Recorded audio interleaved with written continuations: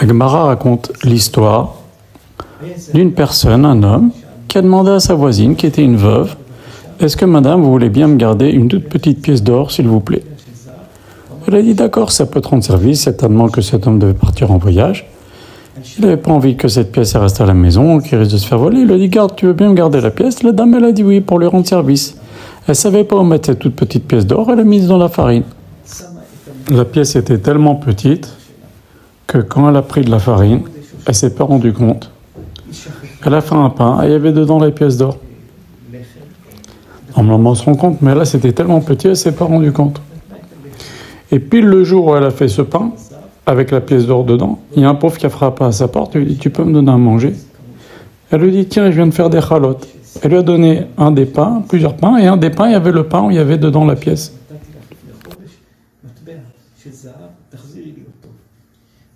Un beau jour, la personne est venue, lui dit « Est-ce que tu peux me rendre la pièce ?» Elle a réfléchi et dit « Mais, ok, c'est vrai, tu m'as donné la pièce, mais j'ai pas du tout souvenir d'avoir profité de cette pièce. Je te jure que j'ai pas volé cette pièce, j'ai pas profité, je sais pas voler, mais j'en ai pas profité. » Elle a dit « Je jure que si j'en ai profité, qu'un de mes enfants meurt, que le malach hamavet, l'ange du mal, il vienne prendre un de mes enfants. » Il s'est passé quelques jours et un de ses enfants est mort parmi nous.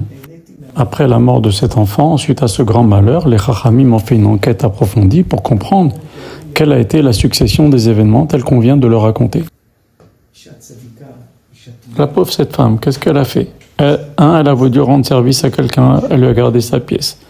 2, sauf, elle a donné la tzedaka en donnant ce pain. Elle ne savait pas qu'il y avait la pièce dedans, mais elle n'a pas fait de mal, elle n'a pas fait exprès. Elle n'a pas voulu en profiter de cette pièce-là.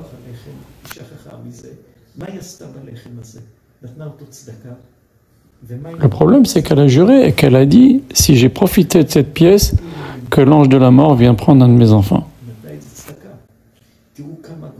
Regardez comme c'est effrayant. Regardez ce que la Gemara dit. Cette femme, elle a oui profité de la pièce. Pourquoi?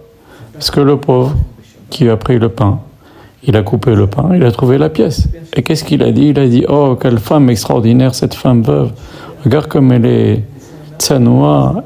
Elle a voulu me faire la tzedaka en cachette. » Et il a commencé à la bénir, et la bénir, et la remercier, et la bénir. Et donc, comme elle a été bénie par cet homme-là, ce pauvre-là, elle a profité. Et à cause de ça, son fils est mort. Puisqu'elle avait dit « Si jamais j'ai profité de cette pièce alors qu'un de mes fils meurt. »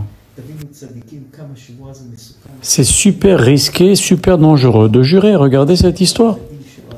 Alors, c'est très très grave. La bouche, elle a une force immense. Sans faire exprès, cette dame, elle a condamné son fils. Elle était sûre d'elle. Elle savait qu'elle n'avait pas dépensé cette pièce. Suite à cette histoire-là, les Chachamim, ils ont pris certaines décisions pour limiter les serments. C'est ultra grave.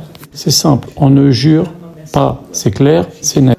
On ne jure pas, ni sur les enfants, ni sur sa vie, ni sur ci, ni sur ça, ni sur la Torah. On ne jure pas. À cause de ça, il arrive de très grands malheurs.